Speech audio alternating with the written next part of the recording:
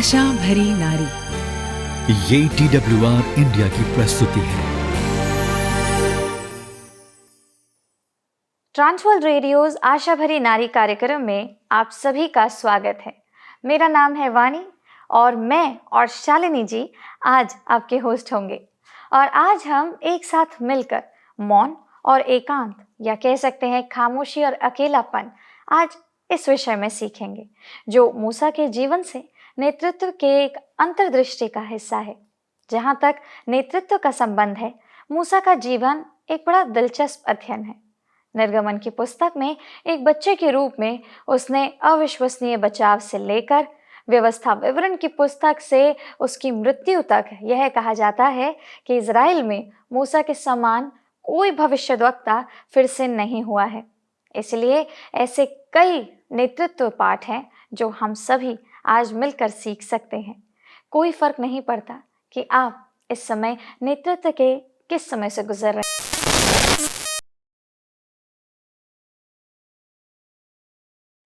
इससे प्रभावित हो और उसे अपने जीवन में लागू भी कर सकें।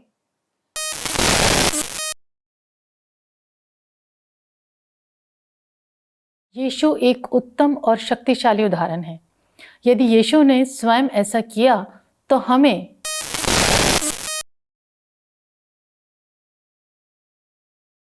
मौन और एकांत का क्या अर्थ है?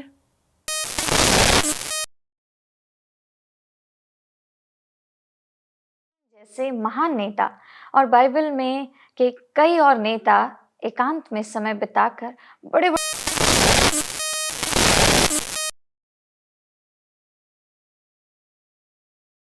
पाएंगे। जी हाँ वाणी, आप बिल्कुल ठीक कह रही हैं। ये मोबाइल को उपयोग करने के लिए चार्ज करने जैसा है। आप जानते हैं कि मार्टिन लूथर ने क्या कहा था? जी हाँ शालिनी जी, मार्टिन लूथर साहब ने एक बार कहा था कि एक महिला के रूप में एक नेता होने का मतलब केवल घर के सभी कामों को पूरा करना, करियर या व्यवसाय संबंधी कार्यों में टारगेट पूरा करना या केवल बच्चों की अच्छी देखभाल करना ही नहीं है।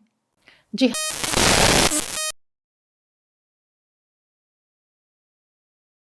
ये इस बात में नहीं है कि हम क्या कर रहे हैं, बल्कि ये है कि हम इसे कैसे कर सकते हैं।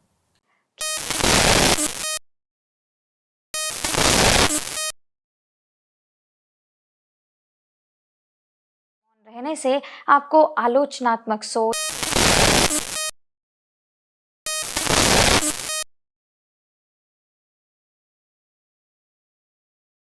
जब आप व्यस्त शब्द का प्रयोग करते हैं तो मुझे व्यस्त के लिए इसके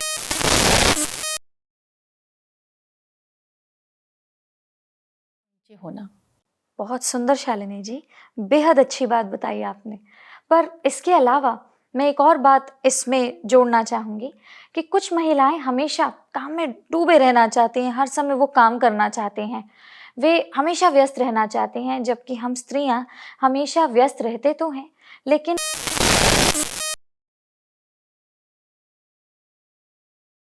इसका मतलब है कि मौन और एकांत होने से हमें काम करने के तरीकों को सुधारने में एक मदद मिलती है।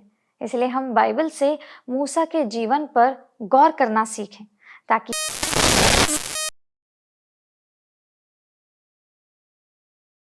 और विचार कर सकें कि हम अपनी जिम्मेदारियों का बेहतर तरीके से उपयोग कैसे कर सकते हैं। ईश्वर की उपस्थिति में मौजूद रहना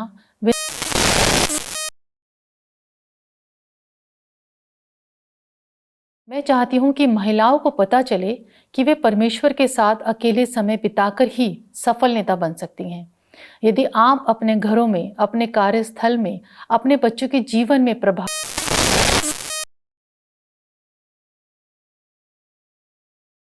की आवश्यकता है, जहाँ कोई आपको ना देखे। इसके अलावा अगर हम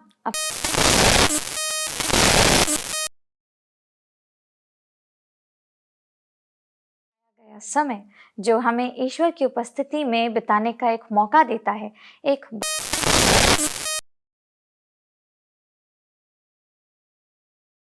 के लिए तैयारी का काम है। यहाँ मैं मार्टिन लूथर के शब्दों को बताना चाहूँगी। उन्होंने कहा था, मुझे इतना काम करना है कि पहले 3 घंटे, यानी कि अपने काम के पहले 3 घंटे मैं प्रार्थना में बिताना चाहूँगा। आज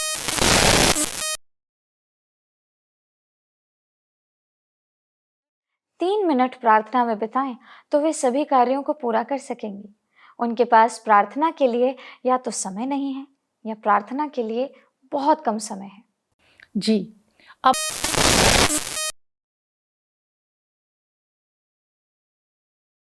किए गए देश कनान में ले गया, उसे जंगल में एकांत में अकेले समय बिता।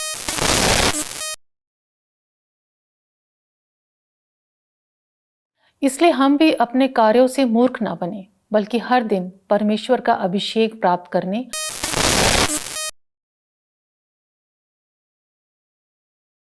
होने के नाते हम महिलाएं गलतियां करती हैं, लेकिन हमें उनसे भागना नहीं चाहिए।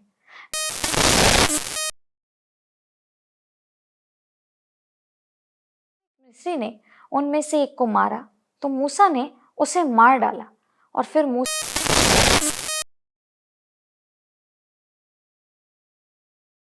के रूप में एक नया पेशा उसने शुरू कर दिया। हमारा परमेश्वर एक उसके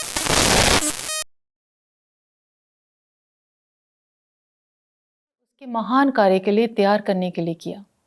नेतृत्व के लिए मूसा का प्रशिक्षण उस दिन शुरू नहीं हुआ था जब वह और 600,000 पुराने दास मिस्र से चले थे, या जब वह फिरौन के सामने उपस्थित हुआ था। मूसा की यात्रा बहुत पहले शुरू हो चुकी थी, जब वह अपने जाने पहचाने देश से भाग गया और मिद्यान में जाकर चुपचाप और अकेला और बेकार रहा।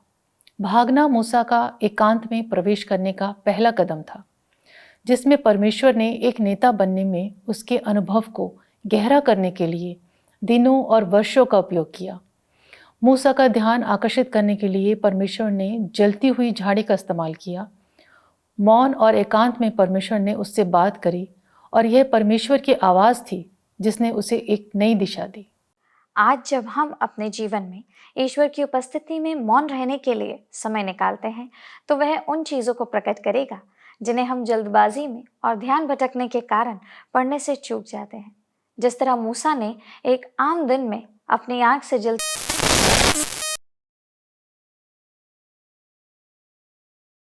सुनने के लिए समय लेते हैं, हम निश्चित रूप से अपनी बुलाहट का पता लगा लेंगे।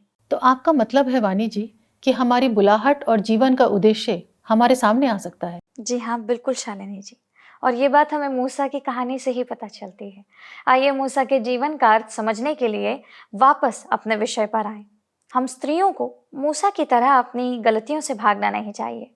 इसके बजाय हमें एकांत में बैठकर अपनी असफलताओं का विश्लेषण करना चाहिए ताकि हम साहसपूर्वक परिणामों का सामना कर सकें और कुछ समय विचार करने में व्यतीत करें, जिससे हम सीखेंगी कि हम अपनी गलतियों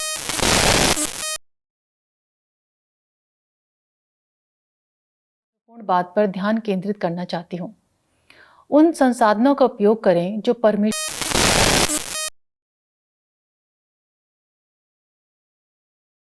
और आत्मिक वरदान दिए हैं।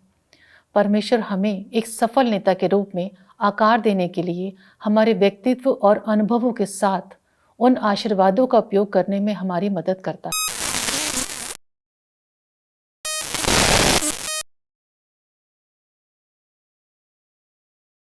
और उपस्थिति की याद दिलाने के लिए उसकी छड़ी थी।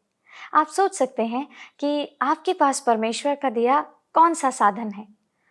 तो सुनिए, आपके पास आपका नेतृत्व करने और आपको सशक्त बनाने के लिए आपके भीतर रहने वाला पवित्र आत्मा है। कभी कभी आप मूसा की तरह झिझक सकते हैं, लेकिन मैं आपको आज ये बताना चाहती हूँ, जब आप पहचान जाते हैं कि परमेश्वर ने आपको कैसे बनाया है, तो आप एक नेता के रूप में अधिक आत्मविश्वासी और सफल महिला हो जाती हैं। मूसा के जीवन से सीखने वाली तीसरी महत्वपूर्ण बात है, मूसा ने साहस और आत्मविश्वास के साथ विरोध का सामना किया।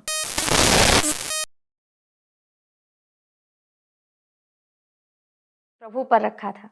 जी हाँ, हर महिला जो एक नेता है, फिरौन जैसे व्यक्ति का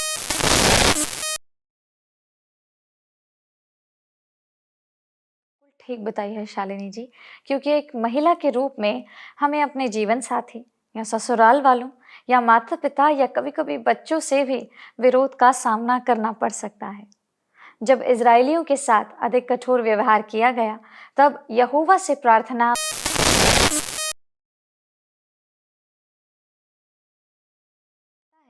और तूने मुझे क्यों भेजा। एक नेता के रूप में हम भी ऐसे ही प्रार्थना कर सकते हैं कि परमेश्वर, आपने मुझे इस दुनिया में क्यों भेजा। फिर भी मूसा विरोध का सामना करता रहा। कई बार हम जंगल में एकांत में इंतजार नहीं करना चाहते। शैतान की योजनाओं के खिलाफ लड़ने और विजयी होने के लिए ईश्वर की उपस्थिति में मौन और एकांत में प्रतीक्षा करना बहुत आवश्यक है। फिलिपियों 2:13 में पौलुस कहता है, क्योंकि परमेश्वर ही है जिसने अपने अच्छे उद्देश्य को पूरा करने के लिए आप में इच्छा और कार्य करने का प्रभाव डाला है। इसलिए अच्छा करने के लिए भी हमें परमेश्वर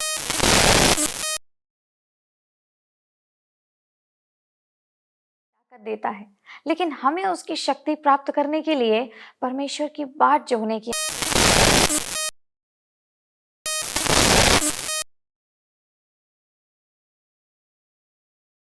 परमेश्वर की ताकत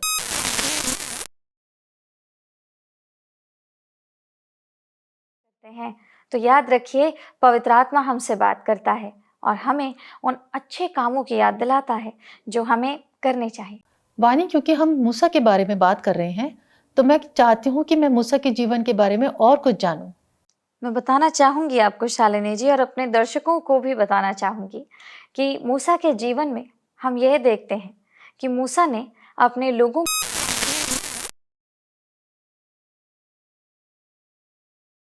ज्यादा हठी और बहुत हटीले हो गए थे। यदि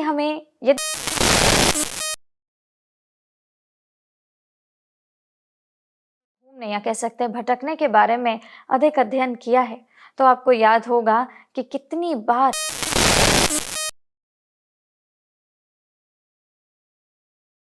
को अपने परिवार के सदस्यों और अपने आसपास के लोगों के साथ मूसा जैसी स्थिति का सामना करना पड़ सकता है। लोग कभी कभी इस्राएलियों की तरह हमारे बारे में, हमारे काम के बारे में और हर चीज़ के बारे में बहुत शिकायत कर सकते हैं। लेकिन हमें अपना ध्यान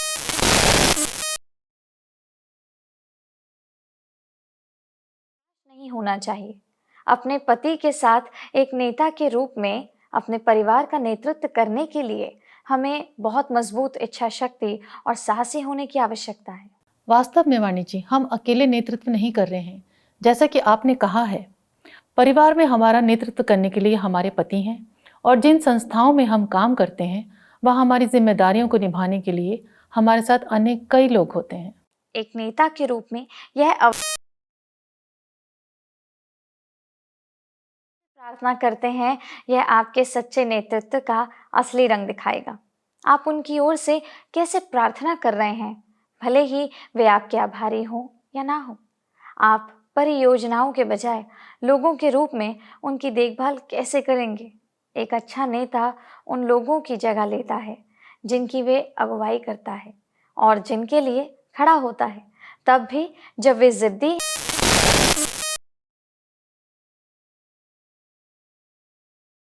खड़े होने और दूसरों के लिए प्रार्थना करने में मदद करता है। दूसरों के लिए खड़ा होना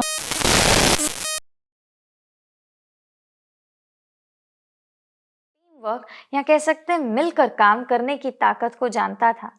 मैंने नेतृत्व के बारे में शायद ही कुछ पढ़ा हो जिसमें आपको दिए गए काम करने में दूसरों को आपसे जुड़ने के लिए कहने का एक मतलब या महत्व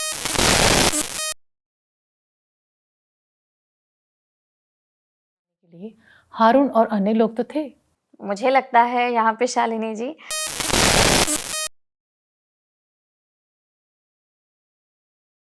जरूर सीखा होगा।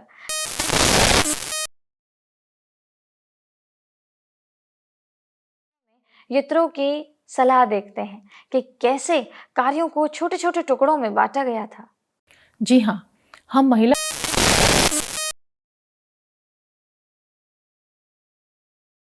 सदस्यों के बीच काम और जिम्मेदारियों को भी बांट सकते हैं ताकि सभी जिम्मेदारियां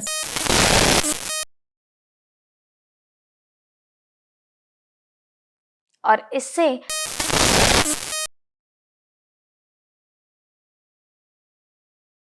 लाता है, बल्कि यह बच्चों में भी नेतृत्व की एक अच्छी भावना पैदा करता है।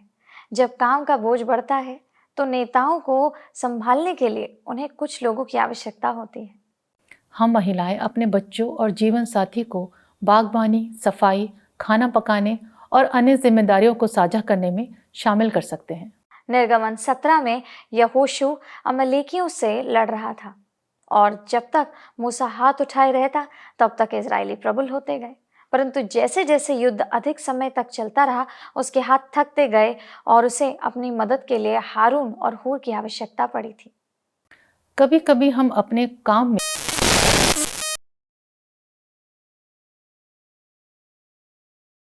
वहाँ हमें मदद के लिए लोगों को शामिल करने की ज़रूरत तो होती है।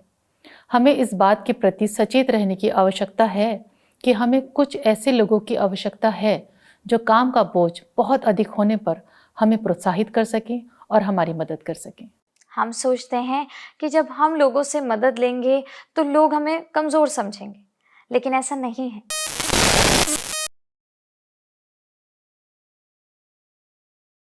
शामिल करते हैं तो हम मजबूत और बेहतर बनते हैं। पिछले हफ्ते मैंने और मेरे दोस्तों ने कुछ ऐसे ही बोझों को आपस में बांटते हुए कुछ पल साथ बिताए और हम एक दूसरे के लिए एक प्रोत्साहन साबित हुए। अरे वाह शालिनी जी, ये तो बड़ी अच्छी बात है। हम सभी को एक हारून और एक हूर की ज़रूरत है जो हमारी मदद करे जब हम नेतृत्व का बोझ कहीं ना कहीं देखते हैं कि वो हमें दबा देता है।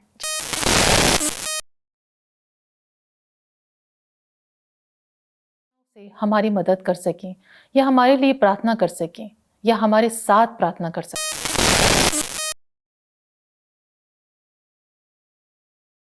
ऐसा नेता भी था जिसने अगले नेता का मार्गदर्शन किया। बहनों, बाइबल के कुछ अगवों में हम जो आदर्श नेतृत्व पाते हैं उसे देखना एक अद्भुत काम है। शालिनी जी, मुझे यहाँ पे लगता है कि यित्रो ने मूसा के लिए एक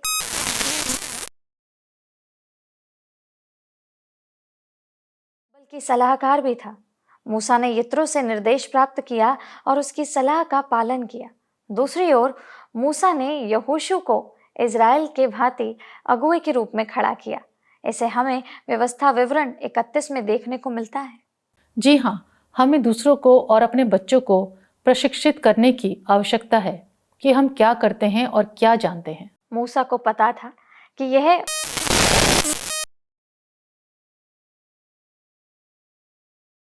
कर दिया। एक नेता के रूप में, एक महिला के रूप में आपको एक संरक्षक की आवश्यकता है और आपको भविष्य में निवेश करना चाहिए।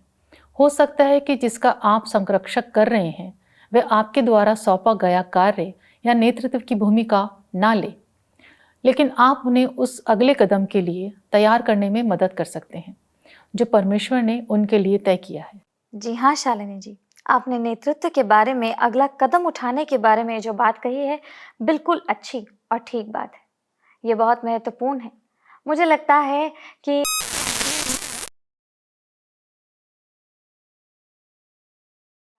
शांत समय बिताना बंद कर दिया हो। वानी, इससे पहले कि हम परमेश्वर के साथ शांत समय बिताने के लिए उस पर बनी बाधाओं के बारे में बात करें, मैं आपसे जानना चाहूंगी कि परमेश्वर के साथ शांत समय बिताने की सरल परिभाषा क्या है? जी हाँ शालिनी जी, मैं बिल्कुल साझा करना चाहूँगी क्योंकि ये बाइबल में स्पष्ट रूप से कहा गया है। जैसा कि राजा दाऊद कहते हैं,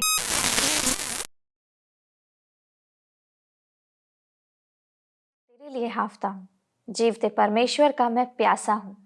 मैं कब जाकर परमेश्वर को अपना मुंह दिखाऊंगा।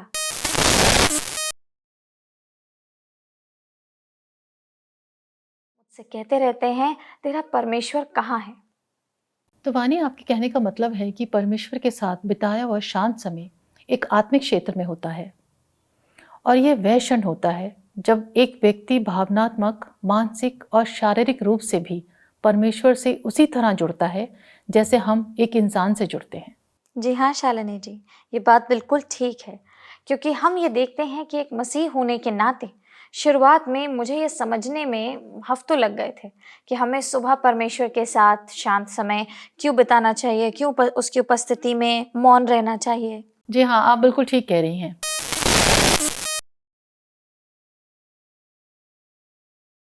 क्यों कहा जाए और देर रात को क्यों नहीं? इसका एक बहुत ही अच्छा जवाब है।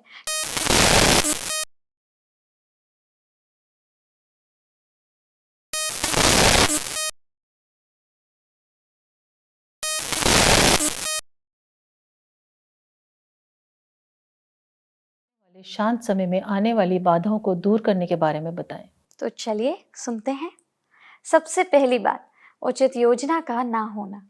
बिना किसी कार्य योजना के शांत समय में अचानक कूदना प्रेरणा को जल्दी खो देना एक अच्छा तरीका है। इसलिए हमें योजना को प्राथमिकता देने की आवश्यकता है ताकि हम अधिक ध्यान केंद्रित कर सकें और कम विचलित हो सकें, ताकि हम परमेश्वर के साथ एक अच्छा समय बिता सकें। जी हाँ शालिनी जी, देखिए आप पवित्र शास्त्र से कुछ पढ़ने की एक योजना के साथ शुरुआत करने की कोशिश कीजिए, जो आपको प्रत्येक दिन पढ़ने के लिए पवित्र शास्त्र का एक नियत पाठ पद या कई पाठ पद देता है। एक शांत समय के लिए अगली बाधा है बहुत अधिक योजना बनाना।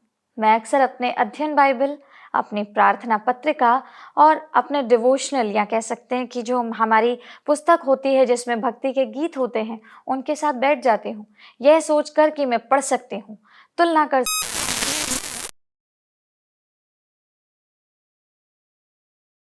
और प्रभु से सुन भी सकती हूँ और इतना सब कुछ एक थोड़े से समय में कर सकती हूँ। लेकिन यह वास्तविक नहीं है। ऐसा हो नहीं सकता कि मैं अपने थोड़े से शांत समय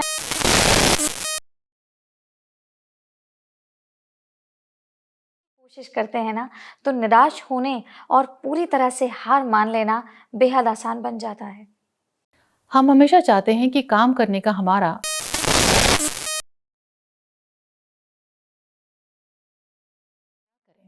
शालिनी जी, इसके बजाय हमें अपने शांत समय में शामिल करने के लिए केवल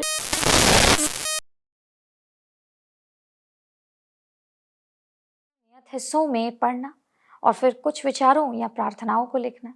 जैसे जैसे आप दैनिक शांति के समय की आदत बना लेते हैं, आप अपने अध्ययन में और अधिक चीज़ों को जोड़ सकते हैं। लेकिन शुरुआत में ही बहुत अधिक करने की कोशिश ना लेते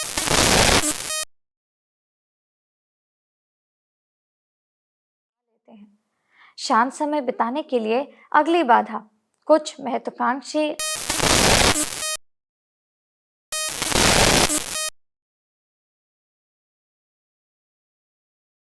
लगभग हमेशा जल्दी ही थक जाते हैं।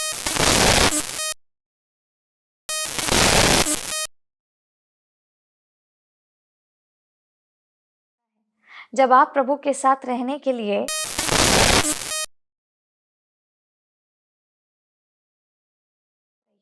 और ध्यान दीजिए कि आपके लिए क्या अच्छा है और वह क्या है जो सार्थक तरीकों से परमेश्वर के साथ जुड़ने के लिए आपके लिए जगह बनाता है। एक योजना हमेशा तैयार रखिए। इस बारे में चर्चा करना बहुत ही सौभाग्य की बात है कि हम मौन और एकांत कैसे रख सकते हैं। आइए एक प्रार्थना के साथ समाप्त करते हैं।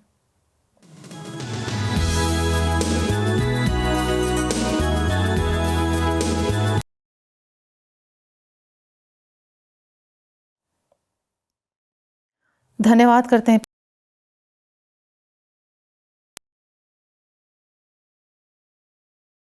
और इतनी अच्छी चीज़ों को सीख सके प्रभु। होने देना प्रभु कि इस चीज़ों को हम अपने जीवन में अमल करने वाले बन सकें और इसको अपने जीवन में अमल ला के अपने जीवन को और भी बेहतर बना सकें, ताकि जो देखने वाले हैं प्रभु वो हमारे जीवन से सीख सकें कि मसीही जीवन क्या होता है।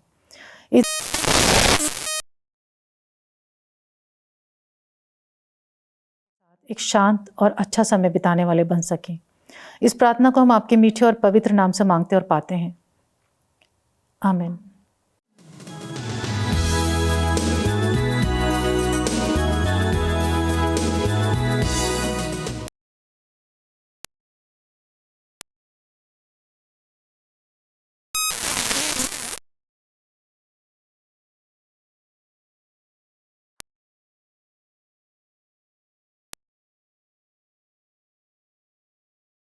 स्क्रीन पर आ रहे नंबर पर हमें मिस कॉल जरूर दीजिए यदि आपके पास कोई प्रश्न